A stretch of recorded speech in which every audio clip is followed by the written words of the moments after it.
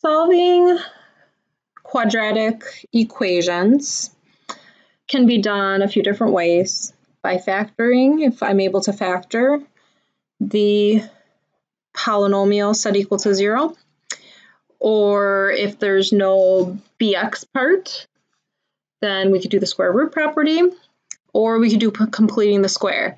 If none of those methods work, then I would solve using the quadratic formula. So what I have up right now is a proof of how we get from ax squared plus bx plus c equals 0, how we get from the standard form of a quadratic equation into the quadratic formula. So this goes through the steps of completing the square. So by dividing by a, moving CA to the other side, taking half of that and squaring it, and then doing a whole bunch of algebra to get the x alone. So then we end up with this final formula because it basically works out to get x by itself. Okay, so we're going to rewrite that. You don't have to write any of this in your notes, all those steps. That is from the book, the Intermediate Algebra Martin Gay book. But I would write this down now. So solving by the quadratic formula.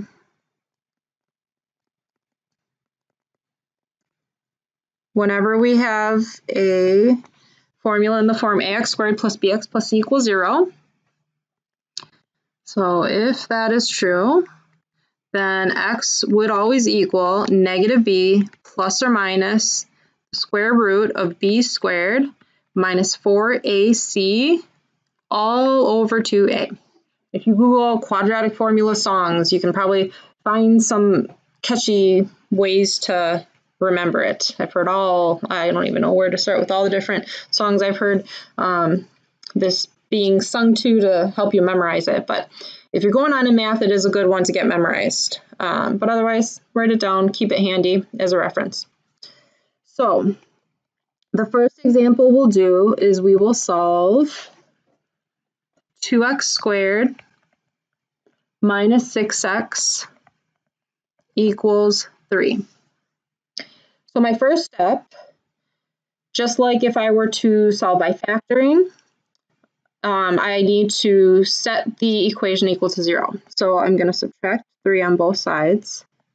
So 2x squared minus 6x minus 3 equals 0. So I need to have this set equal to 0 in order to be able to use the quadratic formula. So now that I have this set equal to 0, then I'm going to jot over to the side here. My a is 2, just 2. So just the coefficient. We don't include the x part when we list these. B is negative 6 and C is negative 3. Be careful to keep the signs in front of the numbers with it. So if we have a minus in front, we need to include that. And like in this example, B is negative 6 and C is negative 3. So now that I have my A, B, and C, I'm going to start plugging these into my formula. So x equals negative b. So x equals negative 6 plus or minus square root of b squared, negative 6 squared. I'm using parentheses there to be careful because the negative also needs to get squared. Minus 4 times a, which is 2, times c, which is negative 3. All over 2 times 2. So just plugging in those coefficients A, B, C into each spot in the formula. So now I'm going to start simplifying this, working it out. So notice it's all numbers on the right. So negative 6 is going to go to positive 6, plus or minus. Now, sometimes to save some space, I'm going to just over the side do my square root part. So negative 6 squared is 36. Minus 4 times 2 times negative 3. So I know it's going to go to plus because I have a minus 4 and a negative 3. 4 times 2 is 8, times 3 is 24. So that is the square root of 60. Now, like we would simplify the radical and pull out any perfect square. So 60 breaks down to 4 times 15.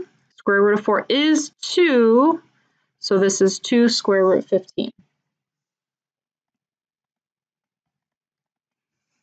And then on the bottom, 2 times 2 is 4. So right now, I simplified my radical. I have 6, 2, and 4 are all even though, so I can actually do a little simplifying here. Now, there's 3 parts to this. There's 2 terms on top and 1 on the bottom. So I can't just reduce the 6 and the 4, or I cannot just reduce the 2 and the 4. Each of those 3 parts of this would need to be reduced, and I'll show you why. So right now, this would be like 6 over 4 plus or minus 2 over 4, square root 15.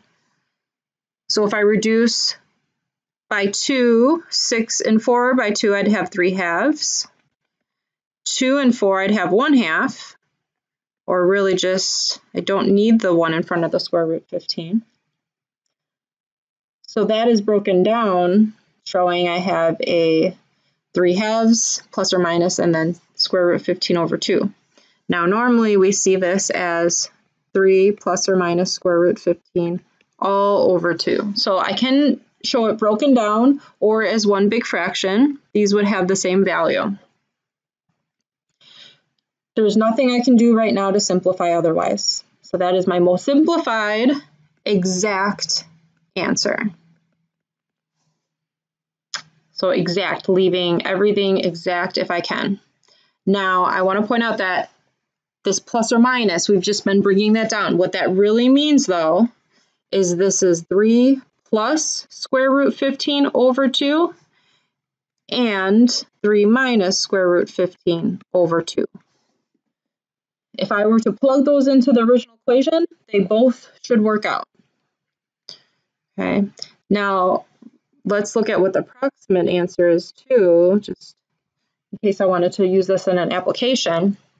So if I want to put this in my calculator to get the approximate, be careful. When I enter this, when I do 3 plus square root 15, I would need to hit enter to get the whole top. So right now I'm getting 6.87 and then divided by 2 because the whole thing is divided by 2. So I'm getting, if I round 2 decimal places, 3.44. Or I'll do this for the next one. I could hit parenthesis, 3 minus square root 15. And be careful, on my calculator, I have to end the parenthesis for the square root and end the parenthesis for the whole top, and then divide it by 2, and you would get negative 0.44. So those are my approximate answers. If I want to double check, those would be easier to plug into the original equation of 2x squared minus 6x minus 3. Or back to the original, 2x squared minus 6x equals 3. So notice the difference between exact and approximate. Okay, let's do one more.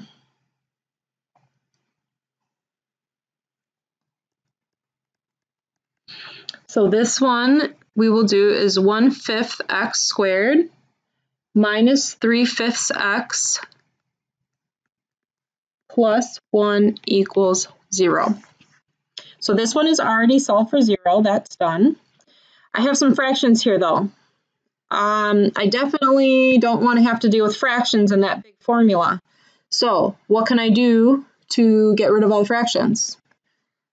Same with any equation with fractions. Multiply by least common denominator over 1.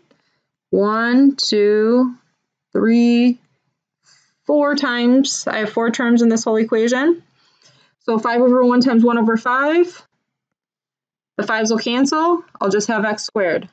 Minus 5 over 1 times 3/5. I will be left with 3x. Plus 5 over 1 times 1 is 5. And 5 over 1 times 0 is still 0. So I can do that, and now I have much nicer numbers. So my A is 1, My b is -3, and c is 5. So now I'll start plugging those into the quadratic formula. So x equals -3 plus or minus square root of -3 squared minus 4 times 1 times 5 all over 2 times 1. Go back, check your signs. So -3 is +3, plus or minus. Again, here's where I'm going to kind of work this out over to the side. 2 times 1 on the bottom is 2. So over to the side, I'm going to work out -3 squared is 9, minus 4 times 1 times 5 is 20. 9 minus 20 is -11. So I cannot break down 11 to any perfect square, but that negative is an issue. I am going to pull out that negative as an I. So square root of -11 is the same as I square root 11. Looking at this one, I cannot do anything else with the radical, and I cannot reduce anything. So that is my final answer. Now sometimes we can leave it like this, otherwise we may need to write out our two different answers. This is 3 plus I square root 11 over 2, and 3 minus I square root 11 over 2. So if you're entering your answer in my math lab, a little hint to save yourself some time, write 3 plus I square root 11 all over 2, copy it, paste, do your comma, paste it, and then just replace the plus with the minus. You'll save yourself some time.